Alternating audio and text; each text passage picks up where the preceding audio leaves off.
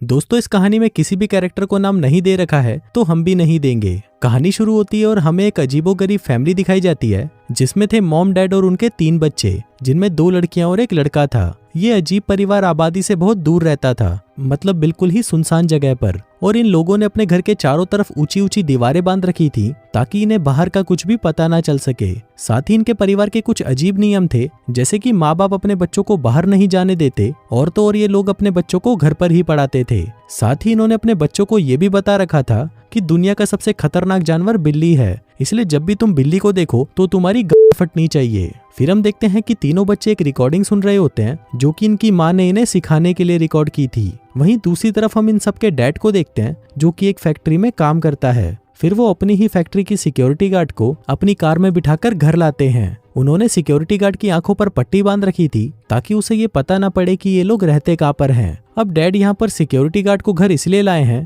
ताकि ये उसके बेटे के साथ मजदूरी करके उसकी शारीरिक जरूरतों को पूरा कर सके। फिर पलंग तोड़ मजदूरी के बाद सिक्योरिटी गार्ड बड़ी बेटी के पास जाकर बैठ जाती है। तभी बड़ी बेटी सिक्योरिटी गार्ड का हेयर बैंड देखकर पूछती है कि इसमें क्या लगा है। वो कहती है चमकने वाले पत्थर। बड़ी बहन पूछती है कि ये क्या होता है। सिक्योरिटी गार्ड कहती है कि ये पत्थर अंधेरे में चमकते हैं। बड़ी बहन कहती है कि सच में, ये तो बड़ी अनोखी चीज है। फिर वो बताती है कि मेरे पास भी एक हेयर बैंड था, लेकिन मैंने उसे छोटी बहन को सॉक्स के बदले दे दिया। अब ये देखकर हमें पता चलता है कि ये दिमाग से पैदल लोग अभी भी आदिवासी युग में ही जी रहे थे, जिसमें लोग सिर्फ अपने सामानों की अदला बदली करते थे और वहाँ पैसा नाम की कोई चीज नहीं थी। फिर डैड पूरी फैमिली को इकट्ठा करके उनकी वीडियो बनाते हैं। छोटी बहन कहती है कि मुझे भी सिक्योरिटी गार्ड के साथ बैठकर वीडियो बनानी है, जिसके बाद उनका बाप इन सबकी वीडियो रिकॉर्ड करके अपने पास रख लेता है। फिर बाप सिक्योरिटी गार्ड को उसके बेटे के साथ मजदूरी करने के लिए पैसे देता है और उसकी आंखों पर पट्टी बांधकर उसे वापस छोड़ देता है। अब रात होती है तो सभी लोग डिनर के लिए तैयार होने लगते हैं, क्योंकि ये भी उनके घर का एक रूल ही था। फिर बड़ा बेटा अपने जूते पॉलिश करके और अच्छे कपड़े पहनकर तैयार हो जाता है। वहीं दूसरी तरफ दोनों बहनें भी स्कर्ट के ऊपर शर्ट पहनकर डिनर के लिए अच्छे से तैयार हो जाती हैं। फिर डिनर के दौरान हमें पता चलता है कि जिस भी बच्चे ने पूरे दिन सबसे अच्छा बर्ताव किया था उसे इनाम दिया जाएगा, और इनाम के तौर पर और कुछ नहीं बल्कि उन्हें बच्चों वाले स्टिकर दिए जाते हैं, और जिस बच्चे के पास सबसे ज्यादा स्टिकर होंगे उस रात घर में उसी बच्चे की चलेगी। मतलब वो अपने लिए रशियन तक की भी मांग कर सकता है। तभी छोटी बहन अपनी मॉम से फोन मांगती है तो उसकी मॉम उसे नमकदानी उठाकर देती है, जिसका मतलब था कि ये चूतिए लोग नमकदानी को फोन कहते थे। अब हम देखते हैं कि इन तीनों बच्चों में सबसे ज्यादा स्टिकर इस लड़के के पास थे। अब आप लोगों को लग रहा होगा कि ये तो रशियन मांगने वाला है, लेकिन ये चूतिया कहता है कि हम तो टीवी देखेंगे। हमें लगता है कि चलो ये कोई मजदूरी वाली फिल्म देखेंगे, लेकिन ये भोसड़ी वाले अपने दिन में रिकॉर्ड की गई वीडियो को रात में देखते हैं, क्योंकि इनके बाप ने इन्हें कुछ बता ही नहीं रखा था कि मूवी जैसा कुछ होता भी है। फिर अगली सुबह हम देखते हैं कि लड़का अपनी डैड की कार को धो रहा होता है, जिसके बाद वो पेड़ों के पास जाकर उनसे बातें करने लगता है। लेकिन तभी अचानक उसके पिछवाड़े में चुल सी मचती है और वो पत्थर उठाकर उन दीवारों के बाहर फेंकने लगता है, और ये बकचोदी करते हुए उसे उसके पेरेंट्स देख लेते हैं। अब उसे इस गुनाह की सजा दी जाती है, जिसमें उसे लिसरीन का एक ढक्कन कुछ देर तक अपने मुंह में रखना था, और जब तक उसके पिछवाड़े में बुरी तरह से जलन ना हो वो इसे थूक नहीं सकता था। फिर अगले दिन इनके घर के ऊपर एक एरोप्लेन उड़कर जा रहा होता है। तभी उसे देखकर बड़ी बहन कहती है कि काश ये नीचे गिर जाए और मुझे मिल जाए, लेकिन तभी उसकी माँ उसके मुंह पर एक जोर का चमाट मारती है और कहती है कि जब तुम इसके लायक हो जाओगी तब ये तुम्हें मिल जाएगा। फिर हम देखते हैं कि ये लोग दिन भर टाइम पास करने के लिए उल्टे सीधे काम करते रहते थे, जिनमें से ये दोनों बहनें अपने रुमाल पर क्लोरोफॉर्म छिड़ककर उसे सूंघकर बेहोश हो जाती हैं, और जो भी इनमें से पहले होश में आएगा वो ये गेम जीत जाएगा। वहीं दूसरी तरफ हम देखते हैं कि मॉम ने अपने रूम में टेलीफोन छुपा रखा है, जिससे वो अपने पति परमेश्वर से बात करती है और अपने घर की करंट सिचुएशन को बताती रहती है। वहीं बड़ी बहन उसकी मॉम की बातें सुन लेती है और सोचती है कि उसकी मॉम बावली हो चुकी है और खुद से ही बातें कर रही है। फिर हम देखते हैं कि इसका डैड जब घर पर आता है तो घर आने से पहले वो अपनी कार से खाने पीने का सामान निकालकर उनमें से लेबल्स को हटा देता है, ताकि इन लोगों को बाहर के बारे में कुछ भी पता ना चल सके। साथ ही इनके मॉम डैड ने इन लोगों को ये भी बता रखा था कि तुम लोगों का एक और भाई था जो एक दिन इन दीवारों से बाहर चला गया और अब वो इस दुनिया में नहीं है। अब इनका बाप इन्हें ये सब इसलिए बताता है ताकि ये लोग कभी भी घर से बाहर जाने की सोच भी ना सकें।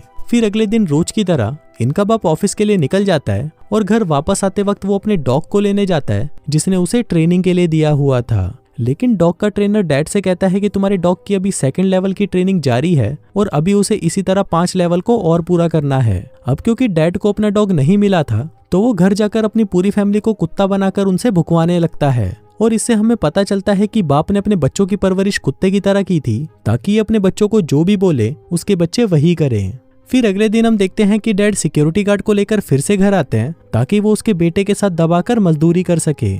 लेकिन इस बार वो सिक्योरिटी गार्ड उस लड़के को अपना कीबोर्ड चाटने को कहती है, लेकिन लड़का ये पाप करने से मना कर देता है। जिसके बाद सिक्योरिटी गार्ड बड़ी बहन के पास जाती है और उससे पूछती है कि क्या तुम्हें ये हेयर बैंड चाहिए जिसमें ये चमकीले पत्थर लगे हैं। बड़ी बहन कहती है कि हाँ मुझे चाहिए। सिक्योरिटी गार्ड कहती है तो तुम्हें इसके बदले मुझे भी कुछ देना होगा। बड़ी बहन कहती है कि क्या देना होगा। सिक्योरिटी गार्ड कहती है कि इसके बदले तुम्हें मेरा कीबोर्ड चाटना होगा। अब क्योंकि बड़ी बहन को वो हेयर बैंड चाहिए ही था इसलिए वो दबाकर उसके गुलाबी कीबोर्ड को चाटने लगती है। अब कीबोर्ड चाटने के बाद बड़ी बहन को लगता है कि शायद सिक्योरिटी गार्ड को इससे बहुत मजा आया होगा, इसलिए अब वो भी अपना कीबोर्ड चटवाना चाहती थी। तभी बड़ी बहन छोटी बहन से कहती है कि क्या तुम्हें ये हेयर बैंड चाहिए। छोटी बहन कहती है कि हाँ मुझे ये चाहिए। बड़ी बहन कहती है तो इसके बदले तुम्हें मेरा कीबोर्ड चाटना होगा। अब छोटी बहन सबसे पहले उसका कंधा चाटती है क्योंकि बड़ी बहन को ये पता नहीं था कि कहाँ चटवाने में ज्यादा मजा आता है। इसके बाद बड़ा भाई बाहर अपने एरोप्लेन के साथ खेल रहा था कि तभी वहाँ पर बड़ी बहन आती है और कहती है कि ये एरोप्लेन मेरा है, ये मुझे दे दो।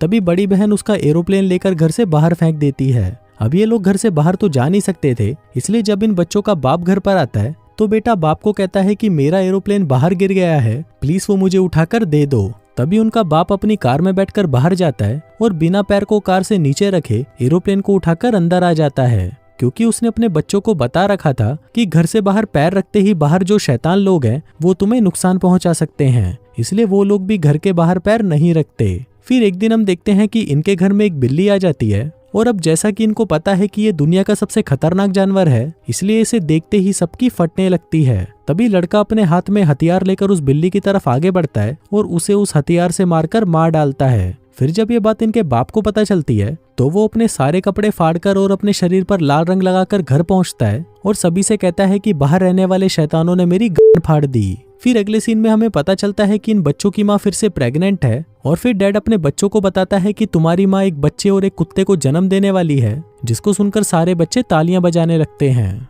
अब कुछ दिन बाद सिक्योरिटी गार्ड फिर से इनके घर आती है और फिर से बड़े बेटे को अपना कीबोर्ड चाटने को कहती है, लेकिन वो फिर से मना कर देता है। फिर मजदूरी करने के बाद वो बड़ी बेटी के पास जाती है और उसे अपना कीबोर्ड चाटने को कहती है, लेकिन अब बड़ी बेटी भी उसे मना कर देती है और उससे पूछती है कि मुझे इसके बदले में क्या मिलेगा। वो कहती है कि मैं तुम्हारे लिए हेयर जेल लाई हूँ, इससे तुम अपने बालों को कैसे भी सेट कर सकती हो। बड़ी बहन कहती है कि मुझे ये नहीं चाहिए, जिसके बाद वो बताती है कि अगर तुम मुझे तुम्हारे बैग में रखी VCR टेप दे दोगी तब जाकर ही मैं तुम्हारा कीबोर्ड चाटूंगी। उसके बैग में रखी हुई टेप्स हॉलीवुड मूवीज की टेप्स थी और सिक्योरिटी गार्ड उसे अपना कीबोर्ड चटवाने के बदले वो दे देती है। फिर जब घर में सभी लोग सो जाते हैं तभी बड़ी बहन उस टेप को चलाकर देखने लगती है। अब उसने उसमें बॉक्सिंग की मूवी देखी थी तो वो भी उसके डायलॉग्स को कॉपी करके एक्टिंग करने की कोशिश करती है और ये पहली बार था कि इसने पहली बार अपने घर से बाहर की कोई दुनिया देखी थी। लेकिन फिर पता नहीं इसके बाप को इसके बारे में कैसे पता चल जाता है, जिससे वो बहुत ज्यादा गुस्सा हो जाता है। जिसके बाद वो उस VCR टेप को अपने हाथ पर लपेटकर उससे बड़ी बहन को दबाकर मारता है।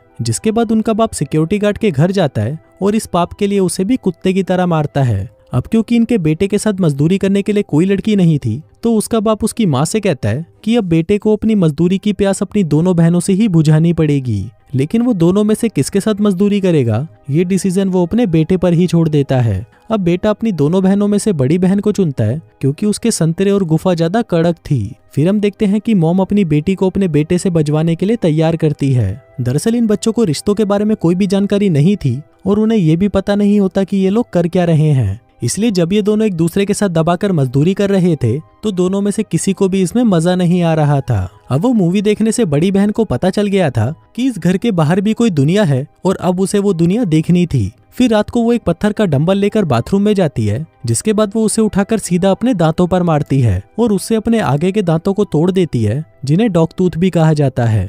अब बड़ी बहन ने ऐसा इसलिए किया क्योंकि उनके पेरेंट्स ने उन्हें बता रखा था कि जब तक तुम्हारे डॉग टूथ ना टूट जाए तब तक तुम इस घर के बाहर नहीं जा सकते। और डॉग टूथ इतने मजबूत होते हैं कि वो सिर्फ बुढ़ापे में ही टूटते हैं। इसलिए बड़ी बेटी अपने डॉग टूथ को खुद ही तोड़ देती है, जिसके बाद वो अपने डैड की कार की डिक्की में जाकर छुप जाती है, क्योंकि उसे पता था कि बाहर की जमीन पर वो कदम नहीं रख सकती। इसलिए वो कार की डिक्की में जाकर छुप गई। इसके बाद जब उसके बाप को पता चलता है कि उसकी जवान बेटी घर से भाग गई है तो वो सभी लोग उसे घर के बाहर ढूंढने लगते हैं। लेकिन अब कोई भी उसका नाम नहीं जानता था, क्योंकि इन भूत वालों ने उसका कोई नाम ही नहीं रखा था। इसलिए वो सभी उसे भौंक कर बुलाने लगते हैं, लेकिन उन्हें उसके बारे में कुछ पता नहीं चलता। जिसके बाद कई घंटों तक ऐसे ही भौंकने के बाद वो सभी वापस घर के अंदर आ जाते हैं। अगले दिन डैड अपनी कार को लेकर अपने ऑफिस की तरफ निकल जाता है, जिसकी डिक्की में अभी भी उसकी बड़ी बेटी छुपी हुई थी। और इसी के साथ ही ये कहानी यहीं खत्म हो जाती है। दोस्तों, आपको ये फिल्म एकदम चूतिया लग रही होगी, लेकिन इस फिल्म ने अपने पीछे अवार्ड्स की लाइन लगा दी थी और इसके साथ ही इसे ऑस्कर के लिए भी नॉमिनेट किया गया था। बाकी दोस्तों, आपको वीडियो कैसी लगी मुझे नीचे कमेंट करके जरूर बताना।